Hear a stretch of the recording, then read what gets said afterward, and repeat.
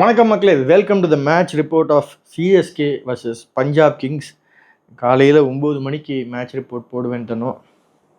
என்ன பண்ணுறது, இது 3வது வாட்டி வீடியோ எடுக்கிறேன்.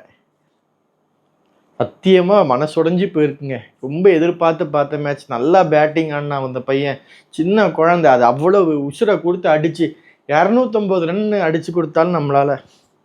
வாங்க வீடியோக்குள்ளே போய் என்ன நடந்துச்சுன்னு சொல்லுவோம். IPL Talks with Badri. ஆரம்பிக்கிறதுக்கு முன்னாடி அந்த ஹைப்பு லைக்கு அவங்க தான் நம்ம நோக்கடிக்கிறாங்கன்னா வீடியோ பார்க்குற நீங்களும் அந்த நோக்கடிப்பீங்க. ஒரே ஒரு லைக்கை போடுங்க sir, please sir. So toss ஜெயிச்ச பஞ்சாப் நாங்கள் பவுலிங் சூஸ் பண்ணுறோன்னு சொல்ல ஓப்பனிங்க்கு வந்த சஞ்சு சாம்சங் மற்றும் நம்ம கேப்டன், அது வேற ஒரு புது சர்ச்சை. நீங்கள் ஏன் ஓப்பனிங்கே வந்துட்டு இருக்கீங்க? நான் ஓப்பனிங் வருவேன், நான் கேப்டன், நான் முடிவு பண்ணுறதுல பேட்டிங் ஆடுவேன் அவர் சொல்ல, நீங்கள் ஏன் வரீங்கன்னு மக்கள் கேட்க, ஓப்பனிங் வந்து ரித்ராஜ் கைக்வாடும் சஞ்சு சாம்சங் ஆரம்பிக்கும் போது ஒரு 2-3 4 போகுது. சஞ்சு சாம்சங் அவுட் ஆகிட்டார். உண்மையாகவே சஞ்சு சாம்சங் முதல் 2 மேட்ச், அதாவது போன மேட்ச் இந்த மேட்ச் ஸ்ட்ரகிள் பண்ணுறாரு. அந்த வேர்ல்டு கப்பில் அவர் அடித்து அந்த ஃபார்ம் இல்லை, அது ஒரு மிகப்பெரிய ட்ராபேக்காக இருக்குது சிஎஸ்கே டீமுக்கு. தயவு செஞ்சு comeback to form Sanju Samson நாங்கள் ரொம்ப எதிர்பார்த்துட்ருக்கோம். பின்னால் வந்த ஆயுஷ் மாத்ரே உண்மையாக பியோர் எக்ஸலன்ஸுங்க. சூப்பராக ஆடினா சார் அந்த குழந்தை, தனியாக நின்று அடிச்சு கொடுத்தான். நீங்கள் ஒரு 10 ஓவர் எண்டில் பார்த்தீங்கன்னா ரித்ராஜ் கைக்வாட் ஆடினதே 10 பால் 15 பாலாக தான் இருந்திருக்கும். மிச்சம் எல்லாம் இந்த பையன் தான் அடித்தான். அவன் 50 ரன் வெறும் 6-4 அடித்தான் சார். பட்டுன்னு அடித்தான். அதுக்கப்புறம் அந்த சிவம் டூபேயும் excellent batting, Sarfaraz Khan super batting, 45 35 அப்படி அடித்து 209 ரன் அடித்தாங்க. Players who fail to shine, நான் திட்டமாக இது என்னடா நீங்கள்லாம் 14 கோடி குத்து வாங்கின ஆட தெரியுதா அதெல்லாம் சொல்ல மாட்டேன். பட் நீங்கள் பர்ஃபார்ம் பண்ணல, ஃபஸ்ட்டு மேட்ச் தான். But we are hoping that you come back stronger. Prashant Veera இருக்கட்டும், கார்த்திக் சர்மாவாக இருக்கட்டும், சஞ்சு சாம்சனாகவே இருக்கட்டும், ரித்ராஜ் கைக்வாடும் ஓகேவான டீசென்ட் பேட்டிங் தான் சொல்லலாம். ஏன்னா அவர் ஸ்ட்ரைக்கை ரொட்டேட் பண்ணி கொடுத்து அட்லீஸ்ட் ஆயுஷ் மாத்திரை அடிக்கவாது விட்டார். மற்றபடி மற்றவங்க ரொம்ப புவர் பேட்டிங் தான்.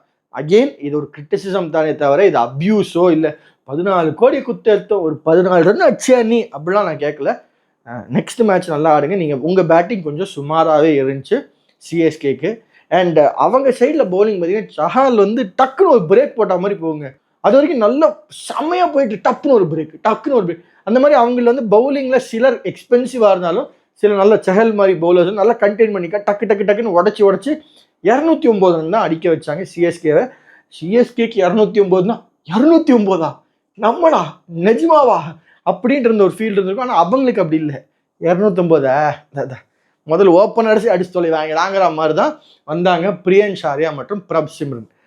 பிரியன் ஷாரியா எடுத்த உடனே ஃபயரி பேட்டிங், அவரும் சரி பிரப் சிம்ரன் சரி ஃபயரி பேட்டிங், பட்டுன்னு அடிக்க. பட் அவங்க அவுட் ஆகி போனாலும் கேப்டன்ஸ் நாட்க்கு வந்த ஸ்ரேயஸ் ஐயர் ஒரு 50 அடித்து அவர் தான் அந்த மேட்சை ஆங்கர் பண்ணார். கிட்டத்தட்ட ஒரு 12வது ஓவர் 13 ஓவர் கிட்ட கூட சிஎஸ்கேக்கு ஒரு வாய்ப்பு இருந்த மாதிரி இருந்துச்சு.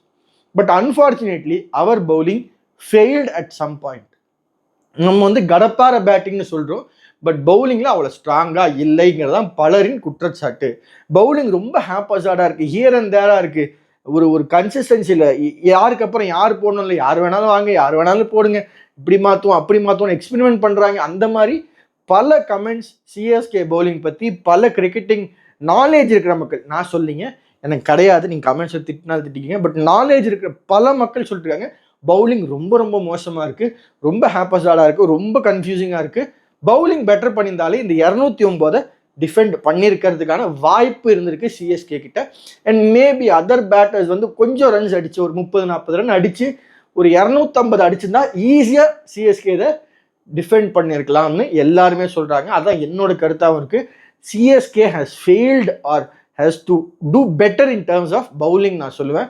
ஸோ செகண்ட் இன்னிங்ஸ் பார்த்தீங்கன்னா ஈஸியாக அப்படியே வெண்ணெயில் வழுக்கின்னு போகிற மாதிரி பஞ்சாப் ஜெயிச்சு இந்த மேட்சை பஞ்சாப் ஜெயிச்சுட்டாங்க. சொல்கிறதுக்கு உண்மை இல்லை. I am hoping that CSK bounce backs better. நம்ம இந்த மாதிரி நிறையா டைம் இந்த மாதிரி சுச்சுவேஷன் இருந்திருக்கோம், நிறைய டைம் இதே மாதிரி சுச்சுவேஷன்லேயே கடைசி வரைக்கும் இருந்துருக்கோம், நிறையா டைம் நம்ம கடைசியிலேருந்து மேலே வந்திருக்கோம், நிறையா டைம் கடைசியாகவே வேண்டாம் எதுக்குன்னு கடைசியிலே இருந்திருக்கோம். 2வதாக சொன்னது நடக்கக்கூடாது. பவுன்ஸ் பேக் பண்ணுங்கள், ஜெயிங்க. அடுத்த மேட்ச் பட்டைய கலப்படம் தட்டுறோம், தூக்குறோம்.